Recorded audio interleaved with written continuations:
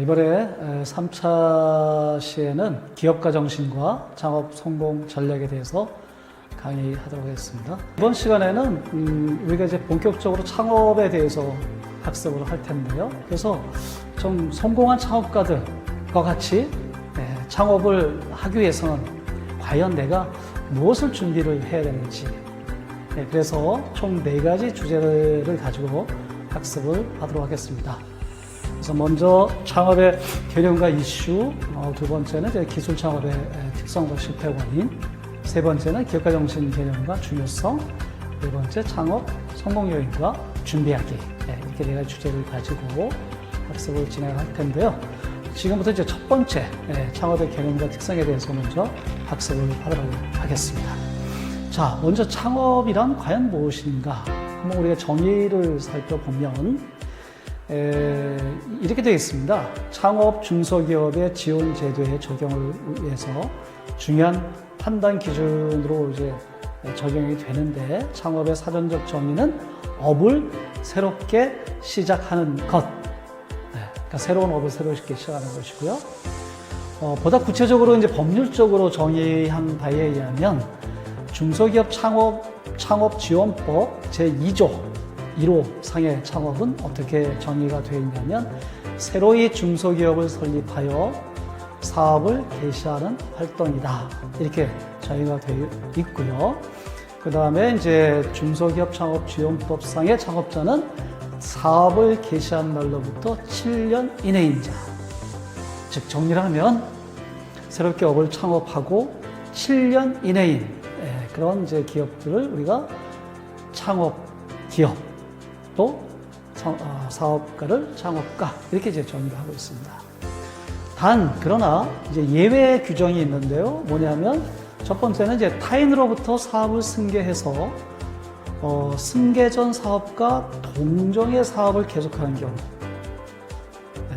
그러니까 본인이 창업을 하지 않고 타인으로부터는 사업을 승계했는데 똑같은 거, 다른 분이 이제 예를 들어서 삼겹살집을 했는데 내가 그냥 인수해서 삼겹살집을 한다 하는 경우는 창업으로 인정을 못 받습니다.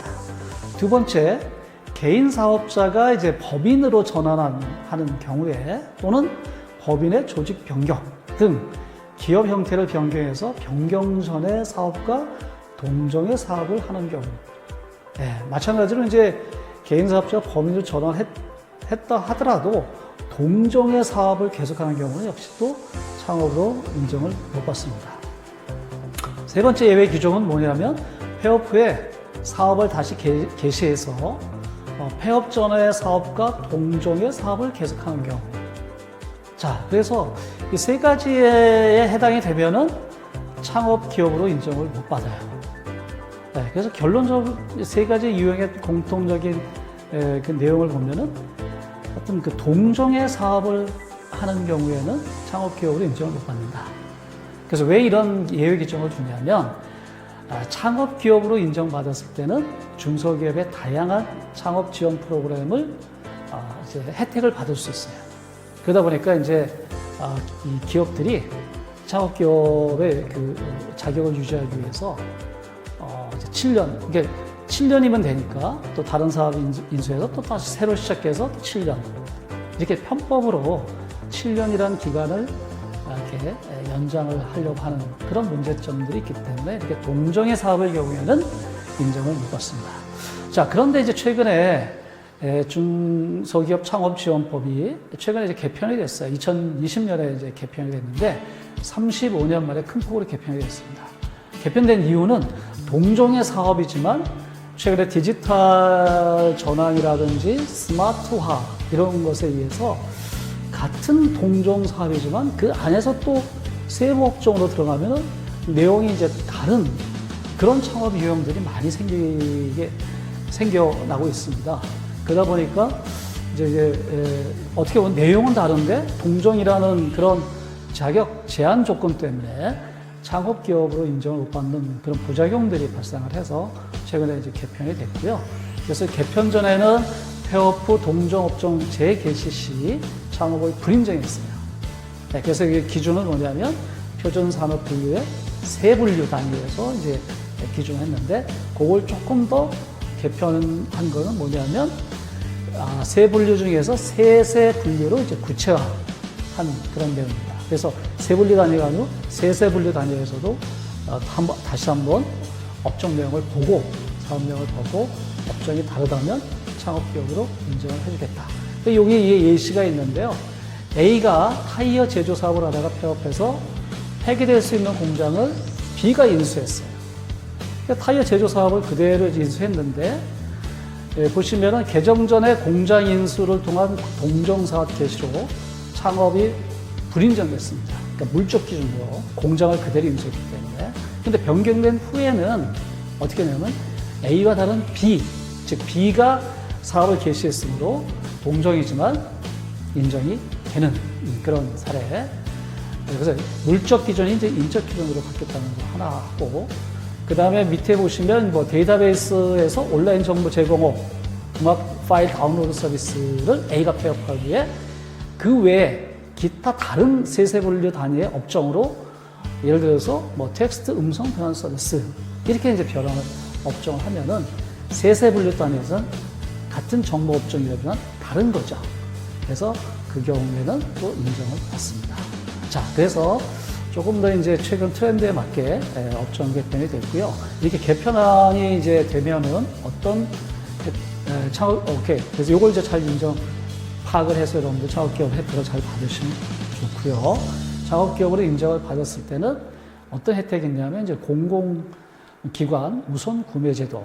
그래서 중기부에서 최근에 공공기관에서 이제 창업기업, 그래서 공공기관은 창업기업의 제품의 약 8% 이상을 의무적으로 구매하는 이런 제도를 뒀습니다. 그래서 창업기업으로 인정을 받으면 공공기관에 그만큼 이제 상품을 납품할 수 있는 그런 기회가 많이 생기는 거죠. 이런 혜택 때문에 이제 창업기업 인정을 좀 더 현실에 맞게 개편을 했다. 그래서 창업기업을 여러분들은 이제 꼭 확인을 받으셔야 됩니다.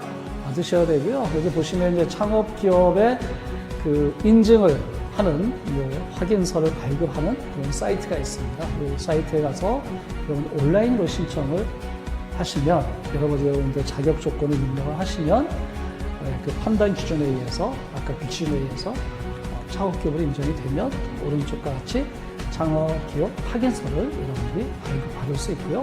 이걸 가지고 이제 창업기업의 다양한 혜택을 받으시면 되겠습니다. 그다음에 창업의 법적 정의를 보면은 크게 우리가 이제 중소기업, 뭐 벤처기업, 소기업, 소상공인, 사회적 기업, 민창조기업, 협동조합 이렇게 이제 다양한 형태로 구분을 할 수가 있고요.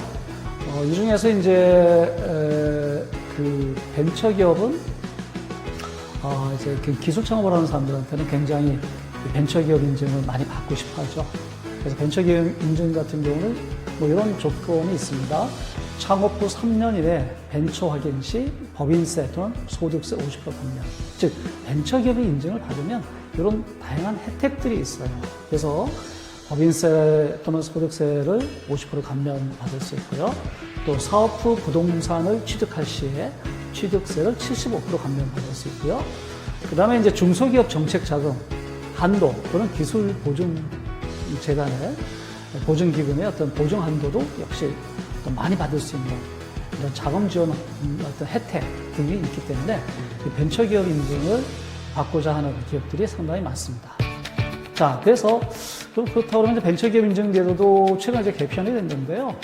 2020년 2월에 중기부가 벤처기업 육성에 관한 그 특별조치법을 개정해서 기존에 이제 공공기관에서 주로 벤처 인정을 해주던 것을 민간 주도로 벤처 확인 제도를 도입을 했습니다. 그래서 여기 보시면 한국 물론 벤처캐피털 협회가 이제 벤처 투자 유형, 또 연구 개발 유형, 혁신 성장 유형, 즉 벤처기업 인증을 받기 위해서는 세 가지 유형에 해당이 되면 다 이제 벤처기업 인증을 받는데, 여기 보시면 현행하고 변경 사항을 보면 주로 이제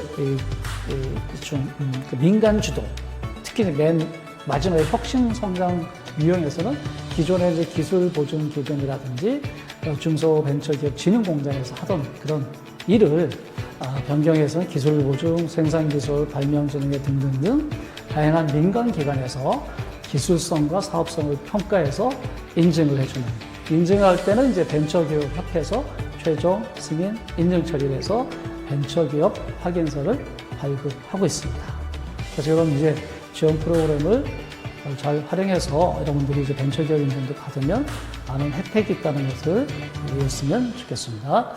네, 그래서 인증제도 개편에 대한 그 자세한 사항은 현행과 이제 변경 사항을 참고로 해서 자격 요건을 잘 보시고 자격 요건에 부합되도록 여러분들이 이제 기업을 잘 이제 육성을 하셔야 되겠죠. 그래서 그 조건을 한번 어떤 조건에 맞는지 잘 살펴보시고 인증을 잘 받으시면 좋겠습니다. 여러분들이 이제 창업을 하고 나서 이제 기업의 어떤 성장 단계별로 가급적 그 단계에 적합한 인증을 받는 것이 굉장히 여러분들 사업하는데 도움이 많이 되고 있거든요.